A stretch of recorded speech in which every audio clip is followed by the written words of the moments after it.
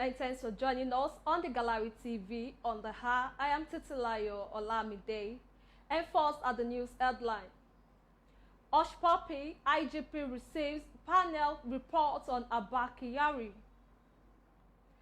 Government free 100 Islamiyya students 3 months after adoption. And Zamfara state government receives 100 special rapid response troops to fight banditry. Buhari Media Organization cautions autumn against unguided utterances. Lastly, Lagos State government holds a maiden edition of Lagos State Civil Service Insurance Week. And on business reports, surprise economy gains highest quarterly growth since 2015. And CIBN canvasses tax extension to improve revenue. Lastly, on sport news, Wizkid releases Made in Lagos Deluxe Edition. And Tom Cruise unveils most dangerous stunts in Mission Impossible 7. Now the news in details. On the case of Hush Puppy, IGP receives panel report on Abba Kyari. The Inspector General of Police, Usman Akali Baba, on Thursday received the report of the panel set up to probe the bribery allegations against the head of the Police Intelligence Response Team, IRT, Abba Kyari. This was disclosed in a statement by the first spokesman, Frank Mba, who said the report was submitted by the chairman of the Special Investigative Panel, DIG, Joseph Ebuenike, at the force headquarters, Abuja. IGP Ebuenike, while presenting the report, appreciated the IGP for the confidence reposed on him and the members of the panel to conduct the probe. He noted that the panel commenced investigations immediately after it was inaugurated on 2nd August 2021, and the report submitted is an outcome of a painstaking, transparent, and exhaustive investigative process.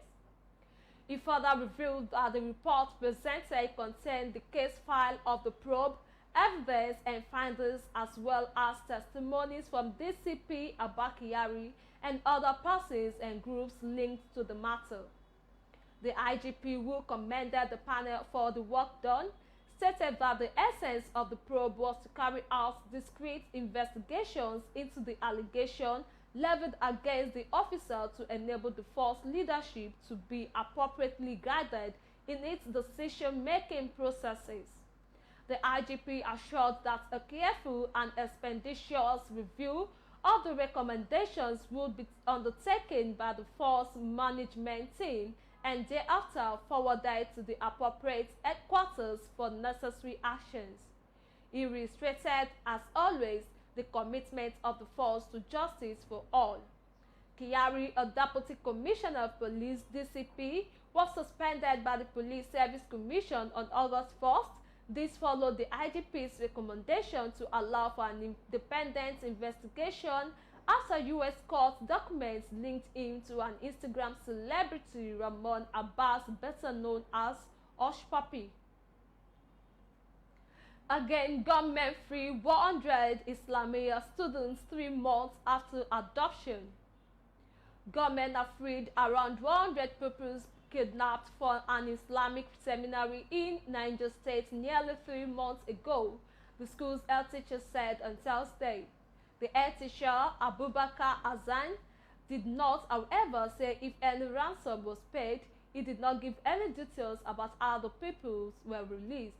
Heavily armed criminals snatched 136 pupils from the seminary in Tejina on May 30th. 6 of them died in captivity and another 15 escaped in June.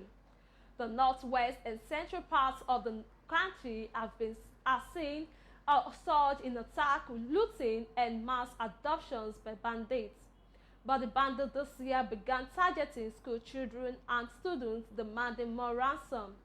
Government who kidnapped more than 100 students from a Baptist high school in Kaduna State released 50 more of those hostages after collecting ransom, a representative of the family said on Sunday. Around 1,000 students have been kidnapped since December after government started to hit schools. Most have been released after negotiations, but scores are still being held in the forest camps. Zamfara state government received 100 special rapid response troops to fight banditry. The Zamfara state governor Bello Matawali has expressed happiness with the deployment of 100 special forces to assist in tackling the resurgency of banditry and kidnapping in the state. The governor said the prompt response by President Muhammadu Buhari to the plight of communities bedeviled by the activities of criminal elements is worthy of commendation. Mr. Watawale stated this while granting audience to the General Officer Commanding 8th Division, Nigeria Army, Sokoto, and the Commander Joint Task Force Operations Adrin Kadi, Major General Uwahem Bassi, who paid him a courtesy visit at the Government House, Gusau. He assured that his administration will continue to give all necessary assistance in terms of logistics and support to the Nigerian Army and all security agencies in the ongoing fight against criminality in the state. He said this was indicative that the president is concerned with what is happening in the state, especially the recent resurgency of kidnappings and killings of innocent people in some parts of the state. Governor Bello Matawale would describe the posting of Major General Uwem Bassi as General Officer Commanding 8th Division of the Nigerian Army, Sokoto, and Commander Joint Task Force Northwest Operation Adorin Dachi as a blessing to the Northwest Zone, considering its vast experience and talents at various war fronts.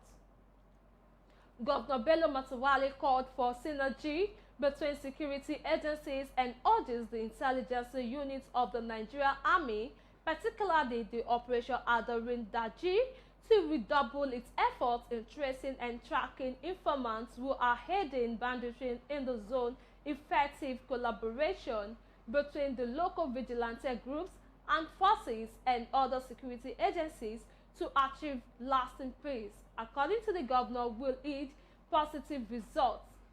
Earlier in the separate remarks, the General Officer Commanding 8th Division, Nigerian Army, Sokoto, and Commander Joint Task Force Operation Adarin Daji said they were at the government house to inform the governor on his assumption as the new GOC, 8th Division, Nigeria Army, Sokoto.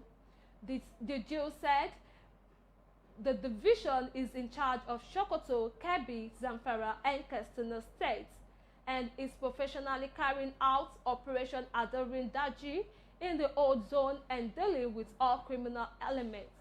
Major General Usain Bassi told the governor that his mission is to secure the zone professionally from all forms of criminality, especially kidnapping and killing of innocent citizens, noting that bandits and other criminal elements will in the zone be dealt with. He commended the governor for his efforts in the area of security and assured that he will continue to support the government security-wise to curtail insecurity in all parts of the state. Buhari Media Organization cautions autumn against unguided utterances. The Buhari Media Organization (BMO) has described Benue State Governor Samuel Ortom's latest comments on President Muhammadu Buhari's administration as rantings of a failed governor. According to the group, the latest attack is not unexpected because the governor has an habit of launching unguarded verbal attacks on the president at the end of each month when he should be working on paying workers' salaries and pensions. In a statement signed by its chairman Niyi Akisiju and secretary Kasdi Madueke, BMO said Governor Ortom's reaction to the president's move to restore over 300 grazing reserves in 25 states was just a divisionary tactic. Governor Otom has expectedly publicly come out to challenge the ongoing move by the federal government to revive grazing reserve by making unguarded comments against the government. BMO added that Otom's position on President Buhari's support for open grazing is at variance with the realities on ground. BMO also urged Governor Otom to speak more on how he has improved on what he has met in 2015 rather than his constant desire to hog the limelight with his anti-Buhari rhetoric. And still on the news updates, Lagos State government holds a maiden edition of Lagos State Civil Service Insurance Week, the first of its kind in Nigeria. The Gallery TV Adebayo Omolara Gray has the report. The Lagos State government, in conjunction with consortium of insurance companies and brokers, holds the maiden edition of Lagos State Civil Service Week. The week-long held event had its grand finale on Thursday, 26th of August 2021 at the Blue Roof Hall, Ikeja, Lagos. Giving the keynote address, the Executive Governor of Lagos State, ably represented by the Commissioner for Finance, Dr. Rabiu Olowo, noted reasons individual does not engage in insurance, which include religious belief, ignorance, and economic situation of the country. As a government that is forward-thinking and particular about the safety of the entire workforce, we are taking it upon ourselves to ensure our staff against unforeseen occurrences, including the payment of the transit benefits in the case of death of any staff while in active service. In her address, the Permanent Secretary, Ministry of Finance, Mrs. Ayola Iyabo Oyeyemi, noted that the brain behind the event is the aftermath of NSAS protests and some gap noticeable in the civil service retirement system. The aftermath of NSAS and some gap that we saw in the system. We are going to very specially thank where we found out that some of our staff are not insurance company sometimes when they fill their forms, beneficiary forms, they don't fill them well. And sometimes when they retire, they go through a lot because in civil service, it is wrong for you to be in business. So we now thought, okay, if they insure their life, it will be to the benefit of their beneficiaries. She also urged members of the Lagos State Civil Service to take the risk of insuring their lives and properties, as it is of huge benefit to their beneficiaries. Mrs. Ayola noted that there is a process in the government and the state government had made it mandatory to ensure the lives of all its workers in the Lagos State ministries and agencies at large. Because civil servants are insured also against accident. When they have accidents in the course of job, Lagos State have insured this workforce on accident or in the course of death. The letter will be written through their ministry, agency, or parastatal to the Ministry of Finance, and the Ministry of Finance processing for payments. The highlights of the event include a raffle draw where the staff in junior and senior categories won a brand new car and 2-bedroom apartments in Ikorodu, respectively. Adebayo Omolara Gray, reporting for the Gallery TV News. We will be going on a short break, and then when we come back, the news continue. Stay tuned. Good news to all Lagos residents, especially owners of landed properties. Payment of land use charge has now been made easy through an online platform known as Lola. Lola is Lagos online assistance platform where payment of land use charge is possible through a WhatsApp-only message on 0815-433-3883. This Lola platform, initiated by the Lagos State Ministry of Finance, will make the payment of land use charge possible anytime, any day, and anywhere. anywhere without any third-party involvement. For more information, please visit www.lola.ng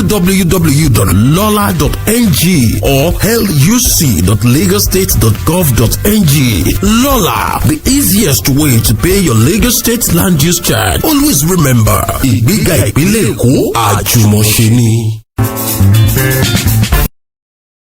Welcome back from that break, and with that we move to business reports.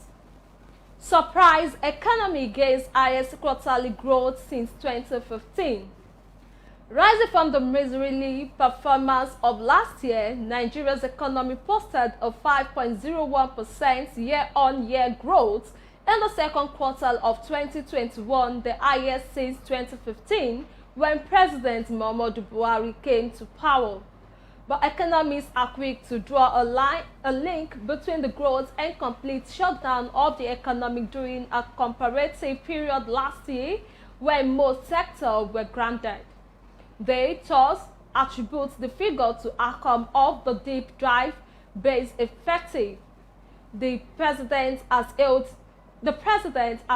Thursday's second quarter 2021 report by the Nigerian Bureau of Statistics (NBS), showing a third consecutive quarter of positive growth of Nigeria's economy, as well as the highest quarterly growth in the gross domestic product (GDP) since 2014. The GDP grew by 5.01%, following 0.51% growth in Q1 2021.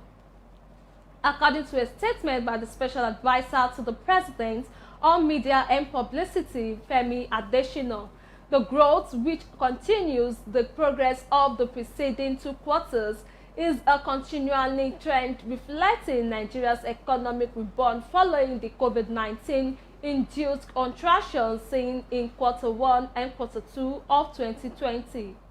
The non-oil sector is a significant contributor to the economic performance in Q2 2021, with growth of 6.74% in real terms.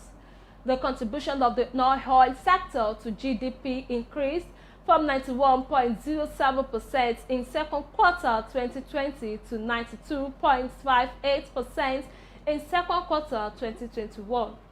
The President commended managers of the economy for hard work and commitment, urging them to keep at it till the positive development touches the lives and pockets of the average Nigerians.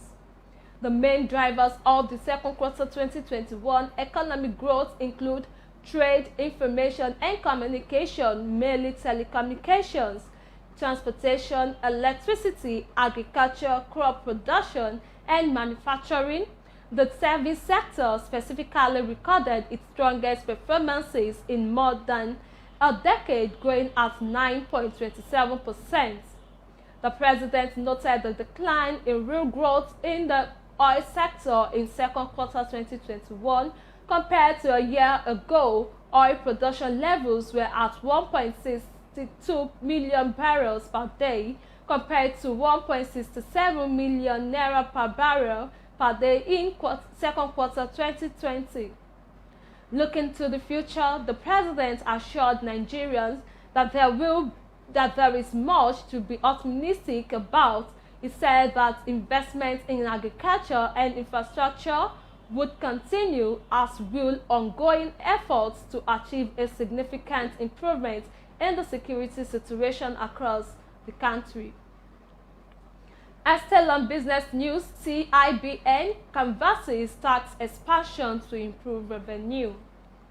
The Chartered Institute of Bankers of Nigeria, CIBN, Lagos State Chapter, has suggested the restructuring of existing system for tax expansion to improve the nation's domestic revenue and tackle debt.